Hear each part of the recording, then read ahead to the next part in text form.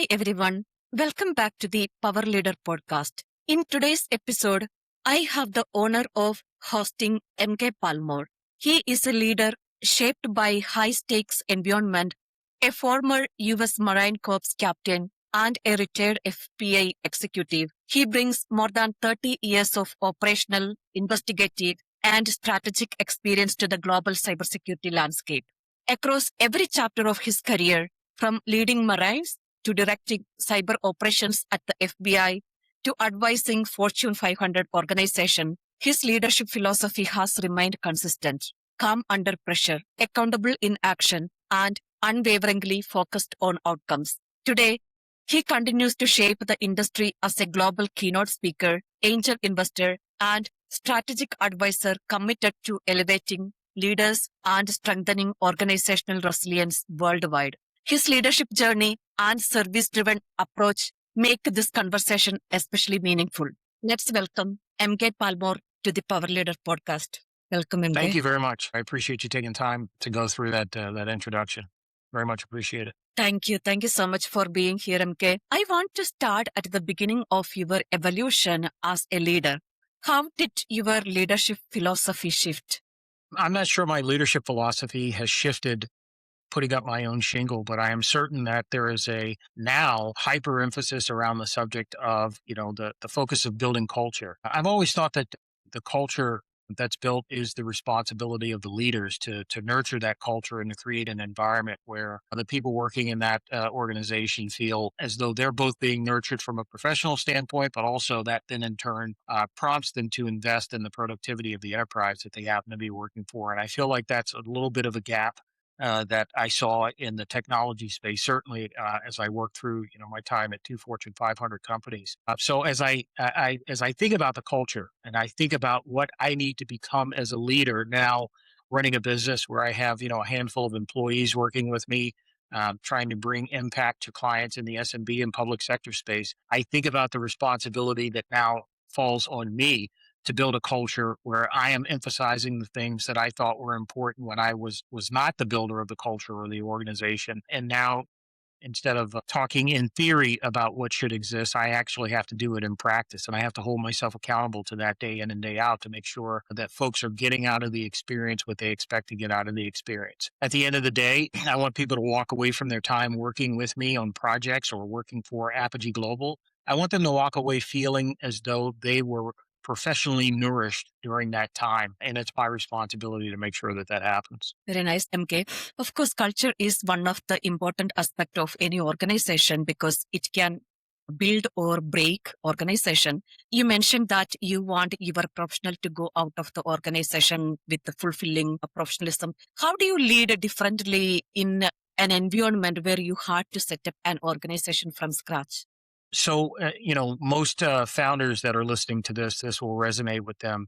When you build something from scratch, you recognize that for a very long period of time, you were doing many of the jobs that you would normally hire people to do yourself. And quite frankly, I'm not out of that phase yet. I am still in the phase where I wear multiple hats, doing things that I never thought I would be responsible for doing. I'm the IT guy in my company, in my advisory firm. I'm the person who goes through and provisions people's accounts, when they onboard onto the company. I'm also on the other end responsible for making sure that the welcome message from the founder and principal advisor is constructed in a way that's welcoming to bring them on board. And then I have to set up time to have those conversations with them. I think every leader of an organization, depending on the size, should think about how much time they have to spend actually bringing folks into the culture. Like I have to make sure that I sit down even with folks that don't work directly for me. I have to make sure that I sit down and spend time with them to make sure that they understand what kind of culture it is that they joined, and make sure that they have sort of the marching orders from the boss.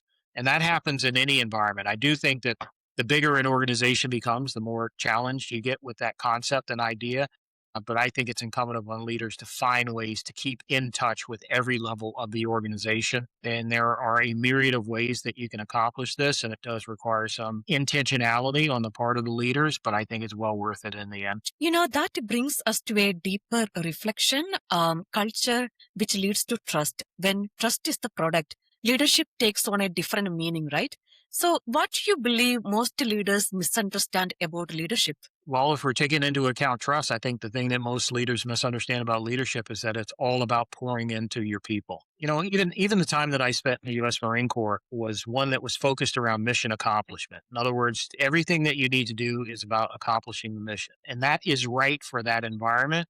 Hmm. And I certainly believe that the U.S. Armed Services and militaries around the world understand the need for mission accomplishment. As I went into the civilian sector, though, in my time in the FBI, my time certainly in the corporate space where the stakes really are just about whether or not folks are hitting their numbers, Hmm. there's no life or death associated with that. And that gives you enough space as a leader to make sure that you understand that at the end of the day, no one's going to recognize what widget you built or that you were the product leader on some fantastic piece of technology, but they will remember how they were treated. They will remember whether or not you took time to help them elevate their career. And that those kinds of things are important. What people remember about their interactions with you ultimately are your legacy. And vitally as a leader, the most important thing that you leave behind when you move on to a different setting. So, that for me, the best compliment that I can get is from someone for whom I've had previous interactions with, and they remember me taking time to have a conversation with them or me taking time to provide some morsel of advice that might help them guide their career or make a judgment call about what steps to take in their career. Those are the most important things, and those are the most important experiences. Whether or not I successfully shipped a product, no one's going to care about that at the end of the day because that product has a life cycle and it likely will be overcome by some other fantastic product at the end of the day. But the people who worked with you will remember how you approached the building of that, how you invested in them and their development, and then what things they were capable of doing when they moved on to other opportunities. And if you played a role in that, those are the important things that you need to be thinking about. Yeah, absolutely agree with that. Culture shapes people and people shape the future of the business, right? Absolutely. How do you identify and develop leaders within a consulting firm? Yeah, it's a judgment call. We Hmm. all observe one another in terms of our business interactions.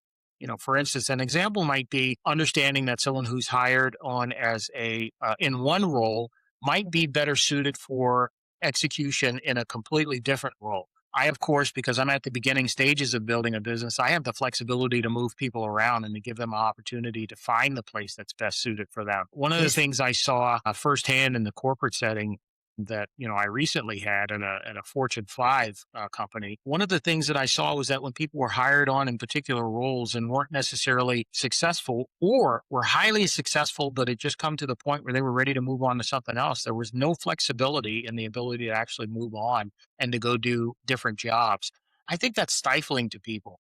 And I think that Definitely. anyone who finds themselves in an environment where they either feel stuck or they don't feel like they are being given the appropriate tools to go to the next level, I think they should extricate themselves from those situations as quickly as you possibly can because it can have an impact on your wellness. It can have an impact on your career trajectory.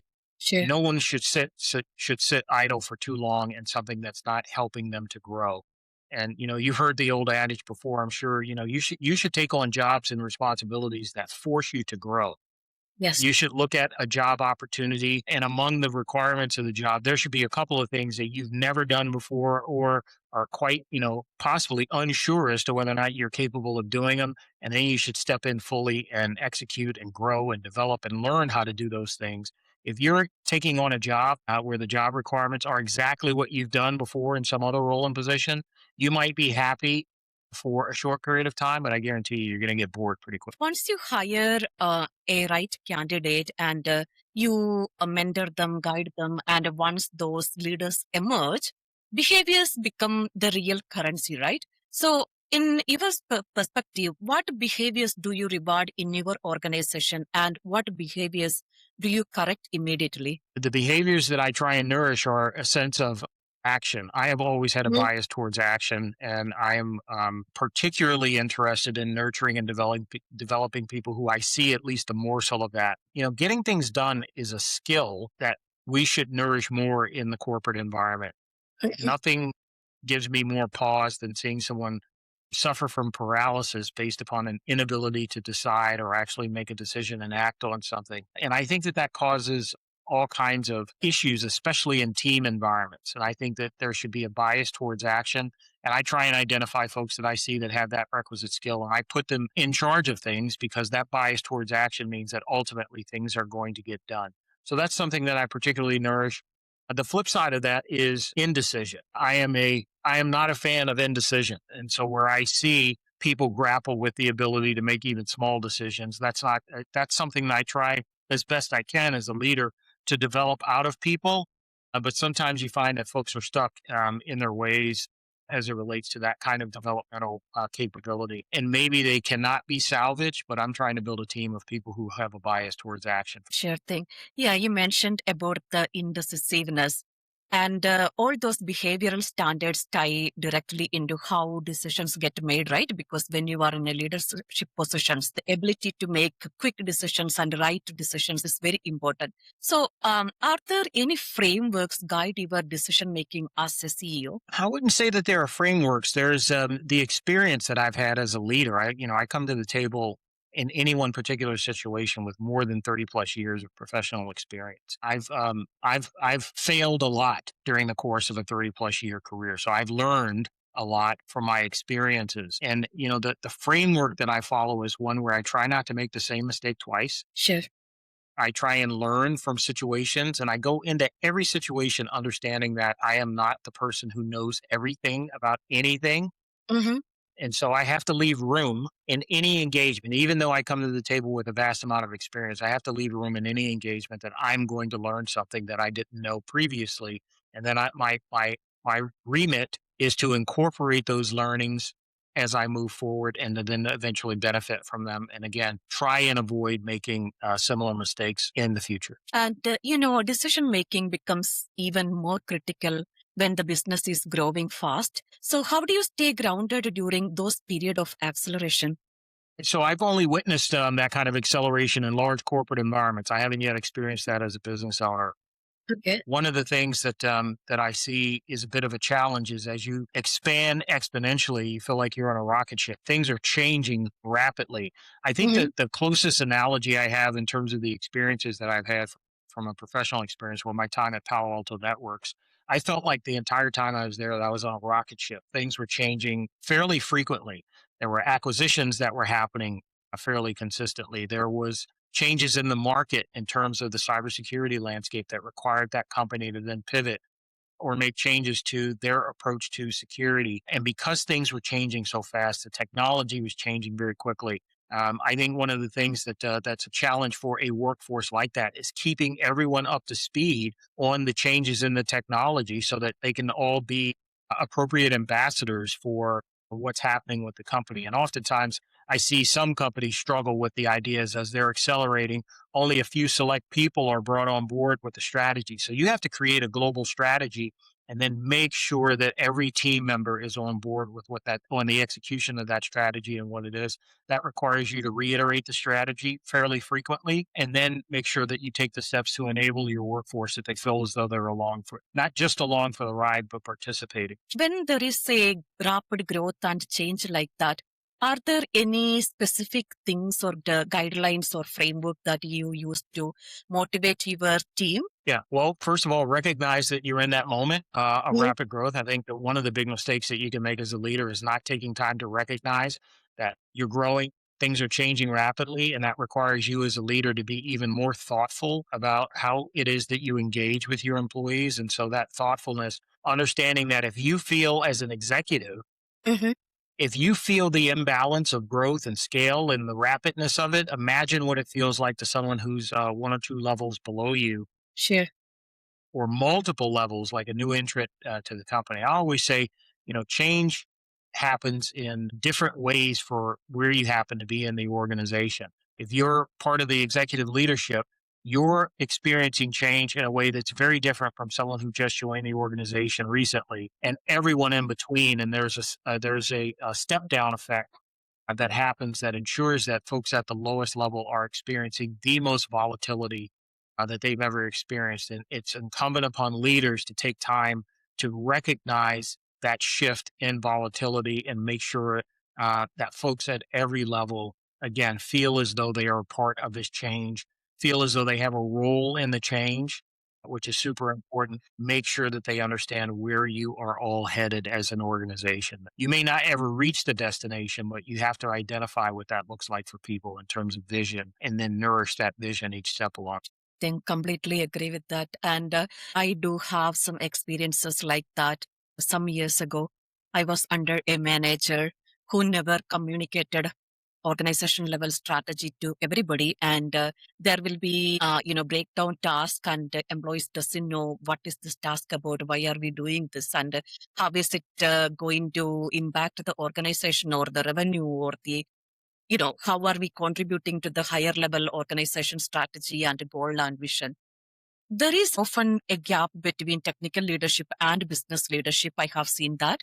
What do CISOs often overlook about business leadership from your perspective? Yeah, it's interesting. I'm having this conversation quite a bit with folks because I think Mhm. it's important for those of us in the cybersecurity industry to recognize that there is a clear gap in terms of the skill sets that we're identifying in security leaders across the board. Yes. More often than not, what you find with security leaders that these are folks who have been nourished and brought up through the technology ranks, and they very rarely have an understanding of business concepts outside of the role that technology plays in the business. And I think it's incumbent upon those of us who are in the industry to help bridge that gap between what should be risk leaders and technology leaders, and that Sure. there's a sweet spot that exists somewhere in the middle there where both need to come towards one another. And I think that if I'm biased towards one particular side taking more affirmative steps, it's those of us who have spent a serious amount of time in the technology space need to move more towards a language and an environment where risk and risk management are the language and methodologies and frameworks that we use to engage in the business and ensure that the business is going to succeed. And I think that gap that exists is the reason that there's so much friction at the C-suite level between technology leaders and business leaders. Sure thing. From my perspective, when it comes to functional management, you are a guide to the team members. And when it comes to project management, you are driving efforts, making sure that you are helping to meet the timeline. So we talked about this gap, right? Lack of business knowledge in leadership, and the gap between technical leadership and the business leadership. So from your perspective, if there is certain type of managers who comes from completely technical background, in the long run, how could it impact the organization in regards of business? Yeah, I'll answer that this way. What's the normal model that you see for new businesses that are starting startups? Typically, there's a technology founder who ends up being the CTO of the organization. They Hmm. may bring in an external business leader to be the CEO or chief operating officer, typically someone from that has both a combination of sales and business operations background. And eventually, what you'll see as the enterprise matures and you start to bring on additional people is that the founder, who's typically very technically focused, will cede a lot of the business decision making to someone who is much more fluent in the development of business operations. You see it time and time again. When I went to Palo Alto Networks, the founder of Palo Alto Networks was the CTO. Nir Zook. He was the person who had the brilliant decision to develop and pursue the technology, but he recognized at particular points along the way that he needed to bring in folks who could lead the organization from a business standpoint in a very very different way. And so my first exposure to them was a fantastic leader named Mark McLaughlin, who has spent a significant amount of time leading in the technology space, but he was a business leader. Of course, he's also an Army veteran, had a military background, which is something that he and I shared as I looked at how he is remembered as a leader. People more often than not refer to his leadership skills more so than they do what the company was able to do during the time that he was the CEO. And I just think that's a phenomenal legacy to leave behind. People come every if you bring up his name in any circle, and for anyone that worked for him, his leadership is the very first thing that comes out of their mouth. No one says, and during that time, Palo Alto Networks next gen firewall released version X, Y, and Z of the next gen firewall and captured this much of the market. No one mentions that stuff. People always talk about how great a leader he was in terms of leading that company. And that to me, aspirationally, is the kind of leader that I want to be remembered as well. How did your experience managing risk shape your approach to running a company? Yeah, so this is a little bit of a challenge. I think that managing risk and understanding risk, I built now a consultancy and an advisory firm around this. If I was paying attention to risk, I probably never would have founded a business myself because there's nothing more risky, I think, than stepping off of that ledge and starting your own business enterprise. But with that said, I am still learning along the way. I'm learning that where I'm willing to take risks, I can move more quickly now because we're a very small and agile team. If something doesn't work out, I can move off of the dot and move on to something else more quickly than maybe I could in a larger enterprise. Now, I think the more we grow and the more we develop as an organization, the more we mature, the more difficult it's going to be that agile. And I want to make sure that I'm keeping an eye on our growth and development so that I see the tension that will evolve when we get to that point. And we'll get to that point. I want to make sure that I'm in a position to pull back the reins a little bit and make sure that we don't step on the other side of that where our ability to be agile somehow moves outside of my. Sure thing. From my experience, I think running a business by yourself will give you a lot of good advantages because I can see an organization just as a living being because when you run your own business, you know how much capital you are investing and what is the return of investment and how each aspect of the business work. So you naturally get that feeling of treating any organization just like your own and you will see the effort that we are putting. Even when we select a third party tool, we will see what is the return of investment of every aspect of it, including how we are building the product and what is the purpose of building it and how it is going to impact the organization, all that. So I think running a business is a wonderful advantage. Even if anybody wants to move to a corporate at some point, that's going to really help the corporate because we are coming from a realistic business mindset by running our own firm and we can easily translate the technical aspect to the business aspect and vice versa. So wonderful job, MK. And I want to ask for the CISOs listening who aspire to become CEOs, because you were a CISO and you became a CEO, your perspective could be very transformative from that point of view. So what advice would you give them? The advice I would give, and the thing that I'm learning right now, is don't assume that you can know and learn everything. Mm-hmm, Be prepared to bring on experts to do the thing that you're probably not good at because you can't be good or great at everything. mm-hmm. And so just be cognizant, have an eye towards where are spots in the enterprise that you likely need to bring on help because you can actually move faster by recognizing some of the limitations that you might have as a leader of an organization, bringing on experts to fill those gaps. And then when you think about it like a puzzle, if you can pull together the right people to occupy all of the pivotal positions in an organization, there's no limit to what you're capable of doing. And I think many of us founders struggle initially with finding the right people to plug into those opportunities. Sure thing. And, I want to discuss something about the woman leadership as well. Your journey also speaks powerfully to the next generation of women leaders. So, what you want the next generation of women CISOs and CEOs to know? You know what? There's a piece of advice that's been floating around that I have internalized and I believe intently. I think that, one of the challenges that we face, especially in an industry like the security industry, where we put up such a gateway and blockage to other people coming into the industry, we are by our nature gatekeepers. We are on one side of the gate saying to ourselves that, you have to have special skills in order to be able to do this work. And yeah, you do, and those skills were developed based upon your experience. So I approach everything, and I don't have the numbers in front of me, but I mean, my workforce right now is probably 50 male and female.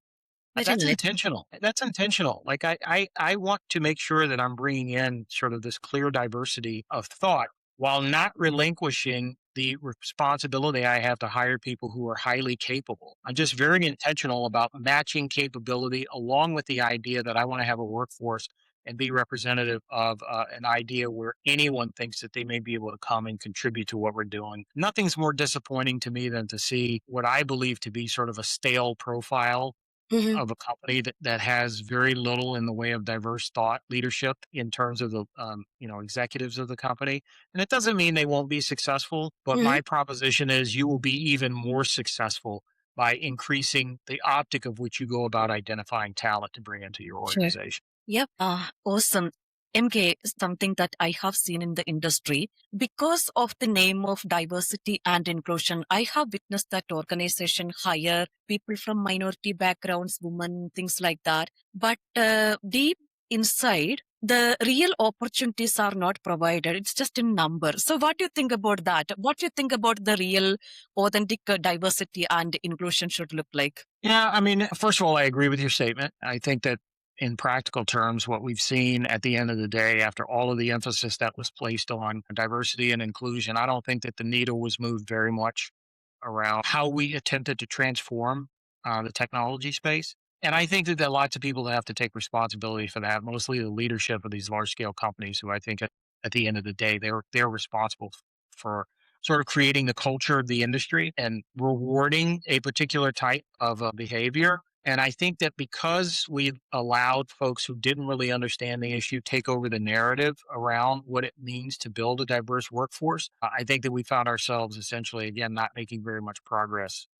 in those lanes. Now, with all of that said, I think that individually, every business owner has to take responsibility for this issue, Sure. and if impacting people and people's development is a priority for you, I think that they'll make space for this kind of a topic as they build out their organizations. If it's not Sure. important, you won't make the space and time. Exactly. Creating space for others often ties back to the legacy a leader wants to leave, right? Uh-huh. Many leaders that, I have witnessed, they are just behind the titles and making sure the timelines are met, making sure that everything at least look like stable in the surface, but creating an equal beneficial space for everyone is not a highest priority most of the time. So what does legacy mean to you as a leader? Legacy Mhm. means to me impacting people individually.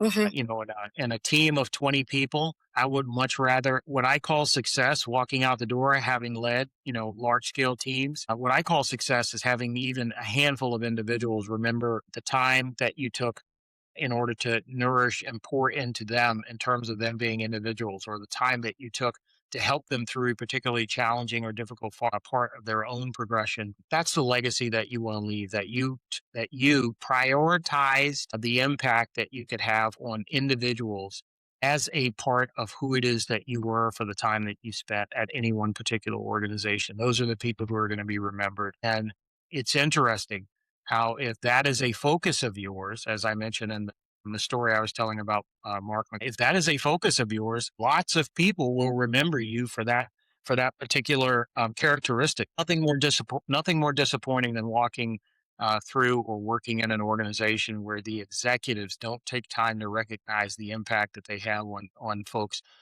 within the organizations, and then in nourishing that. And I think it's a little bit problematic. We see a lot of that in technology space. People are hyper focused on outcomes of the business teams and units, and oftentimes I think forget it. They forget that as something that should be important to them. Yeah, for sure.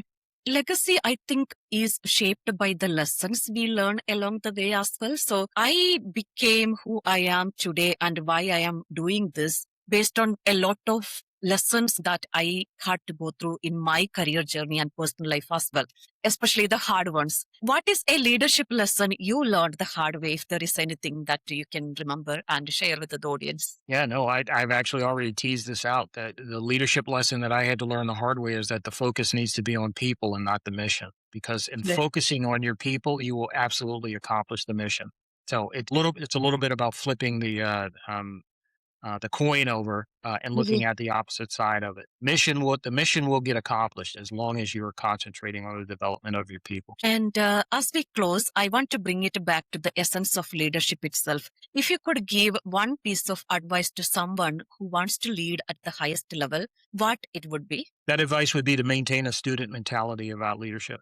Okay. One of the monikers I've used in terms of my own personal branding is the leadership student.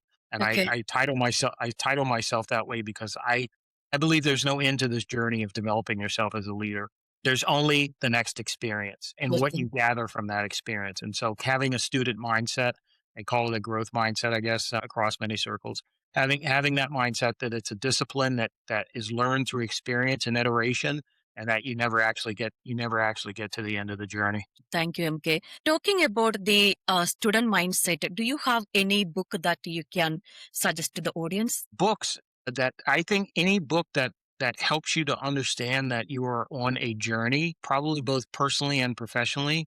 Sure. You know, I have a personal inclination towards Eastern philosophy. Helps me to understand that the journey that I'm on is that, and that journey, professionally or otherwise, means that I intend to be learning along the way because I'm bound to experience things that I have yet to even fathom, and I need to Mhm. be prepared. I need to be prepared with an open mindset that those learnings are going to come.